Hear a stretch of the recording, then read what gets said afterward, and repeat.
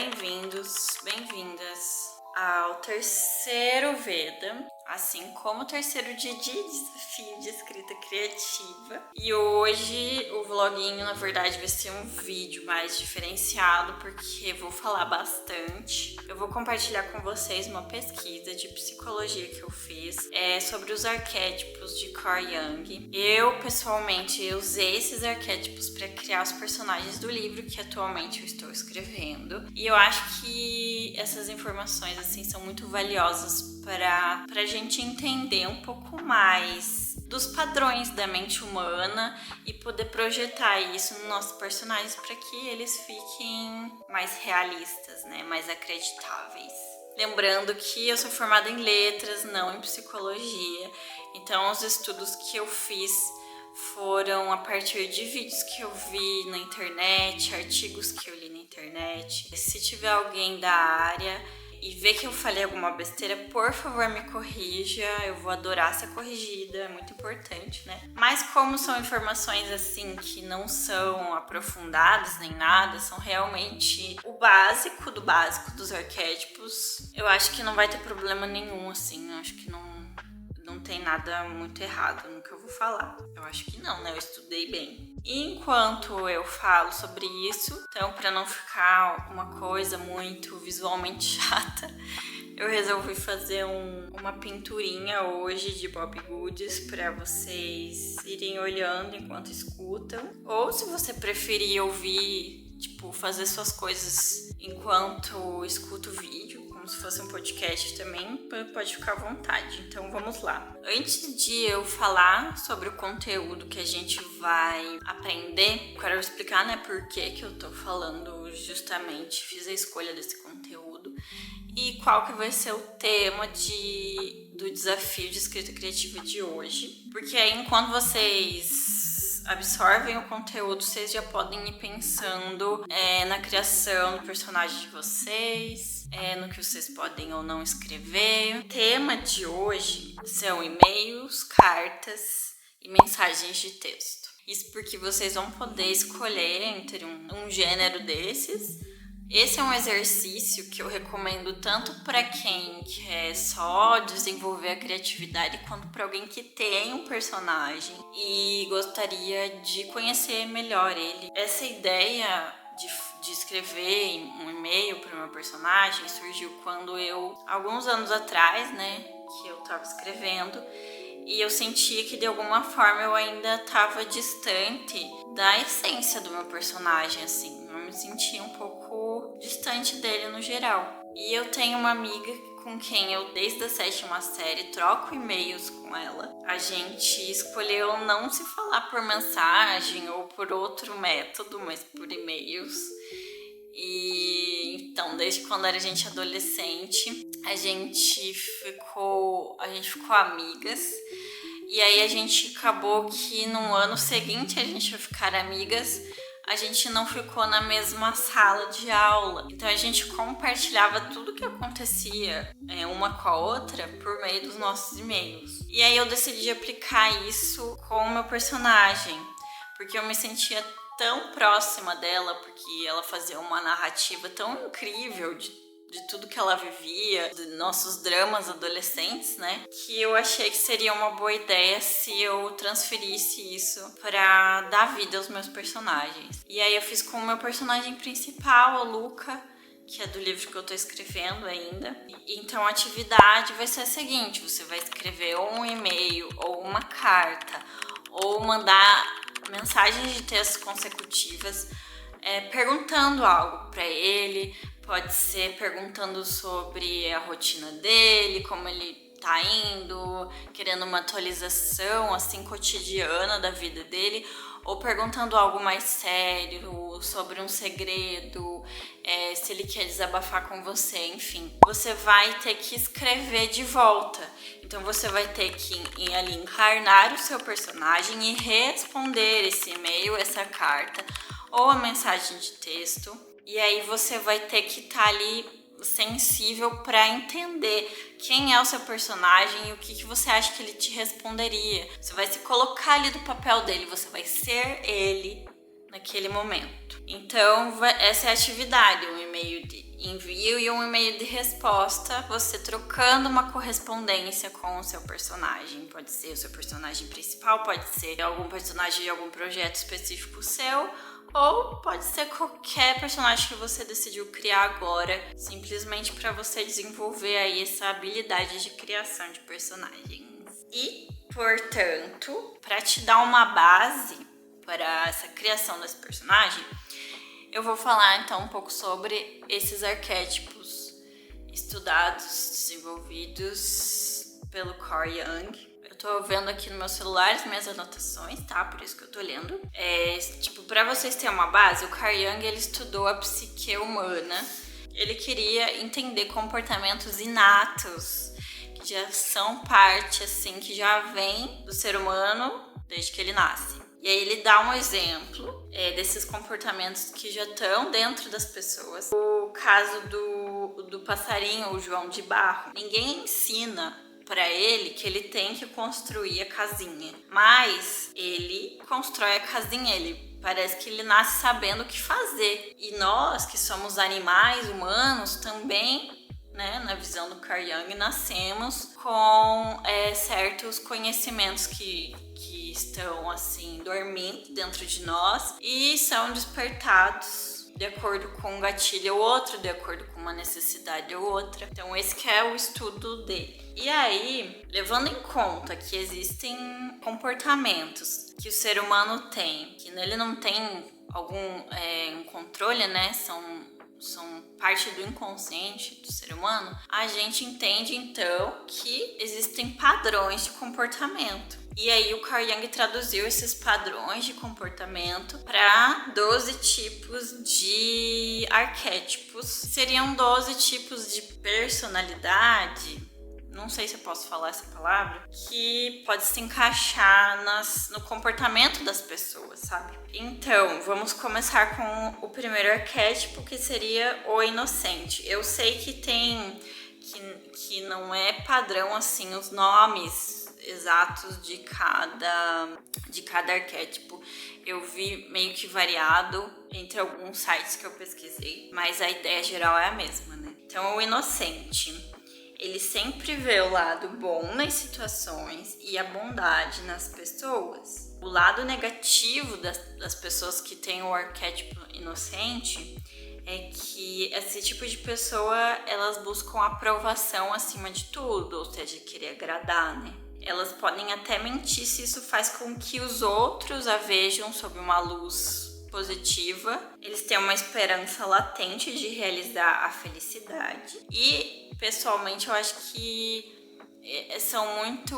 pode ser que se encaixe nessas pessoas que romantizam bastante a vida e essas pessoas que são tão boazinhas a ponto de serem manipuladas por outras pessoas, sabe? Aí o segundo arquétipo é o órfão, ou em outros sites já vi como o cara comum. É uma pessoa que odeia ser o centro das atenções, mas ao mesmo tempo quer fazer parte de um grupo, não quer ser deixado de fora. É melancólico, dramático e um pouco vitimista. E esse drama todo dessa pessoa pode ter sido pelo motivo de ter sofrido muito na vida. Pode usar a ironia como uma espécie de parede de proteção contra o mundo, mas na verdade ele se preocupa muito com o que os outros estão vivendo, com o problema dos outros, sabe? Ele é um bonzinho, eu acho, menos bonzinho do que o inocente. Então, porque a vida, o sofrimento, não permitiu que ele fosse a pessoa mais legal, mais gentil do mundo. Mas mesmo assim,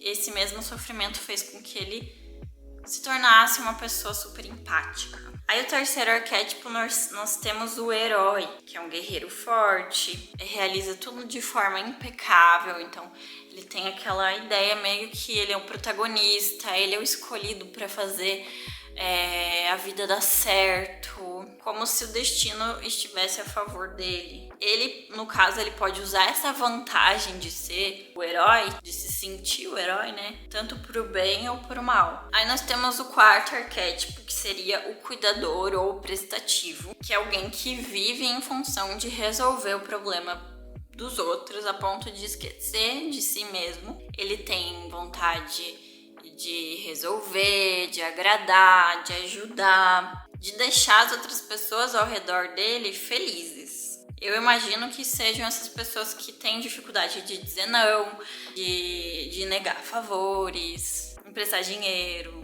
Aí nós temos o quinto arquétipo, que seria o explorador. Ele quer ser livre, sem amarras, quer ser independente. Ele acredita em si mesmo, é desapegado. E eu associo essas pessoas eu associo esse arquétipo a pessoas que podem ter problemas de relacionamento, por exemplo, de se prender com outra pessoa, por causa dessa sensação muito forte de querer ser livre, não ser preso a nada nem a ninguém. Aí nós temos o sexto arquétipo, que é o rebelde, aquele que quer viver além das regras e tem dificuldade de segui-las. Não é porque ele, é um destruidor de regras e faz isso de propósito. É como realmente se ele fosse uma vítima e não consegue se adaptar ao mundo, ao sistema, às regras vigentes. O rebelde, ele pode sim ser um arquétipo de vilão, por exemplo, mas também pode ser simplesmente uma pessoa que busca uma revolução. Então, pode ser até que muitos filmes, muitos livros tenha como personagem principal não o arquétipo do herói bonzinho, mas o arquétipo do rebelde. Alguém que luta por uma revolução contra um sistema opressor, por exemplo. E um protagonista rebelde pode ser muito mais interessante, por exemplo, do que um protagonista herói, porque o rebelde, por ele estar quebrando as regras, ele corre muito risco, ele pode ser colocado em maus lençóis muito frequentemente. Então é muito interessante acompanhar a jornada dele, né? Aí nós temos o sétimo arquétipo, que seria o amante. Ele faz tudo com paixão, ele quer amar e ser amado. Gosta de se relacionar com as pessoas. É muito emocional, emotivo. Tem medo de ficar sozinho. E pode ser também o amante aquela versão daquela pessoa, não a romântica, mas aquela desprendida que quer aproveitar os prazeres da vida, sabe? Ela quer sentir o amor de uma forma livre, liberta, né? Aí nós temos o oitavo arquétipo, que é o criador ou visionário. Ele pensa de forma muito inovadora. Geralmente o objetivo dele é criar algo incrível. Ele pode ter várias e várias ideias mirabolantes. As ideias dele podem acabar falhando, não dando certo, não funcionando, mas ele vai continuar tentando, porque é isso que move ele, é o propósito dele, né? Uma pessoa que gosta de falar sobre os planos, compartilha tudo que quer fazer, com alegria, com empolgação. É uma pessoa que para ela não existe o impossível. O meu pai é um pouco assim. Ele acha uma coisa que ele gosta e ele acredita que ele vai fazer aquilo, ele faz. Ele não tem insegurança de ficar pensando, será que eu vou conseguir fazer isso? Eu nunca vi isso nele, sabe?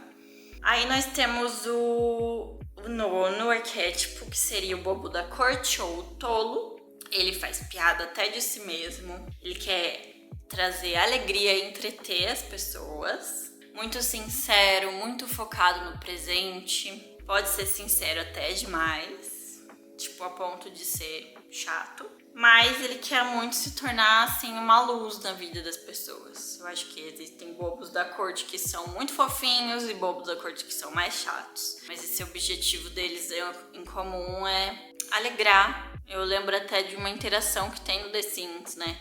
Quando você clica lá na outra pessoinha, o seu sim pode alegrar o dia dele. Eu imagino, assim, que esse é o arquétipo do bobo da corte. Daí temos o 10º arquétipo, que seria o sábio. É muito inteligente, maduro, racional, mas pode ser que seja muito rígido e conservador, justamente porque ele tem essa imagem idealizada de que o sábio, ele conserva as ideias passado, ele tem muito conhecimento, então pode ser que ele seja uma pessoa realmente conservadora e rígida.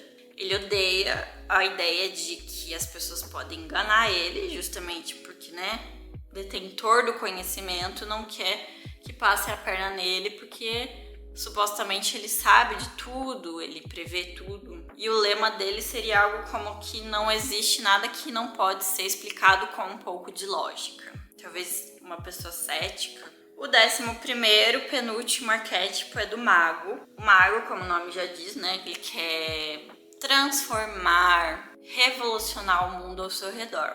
Ele acredita num poder, numa energia interna que pode mudar a vida das pessoas.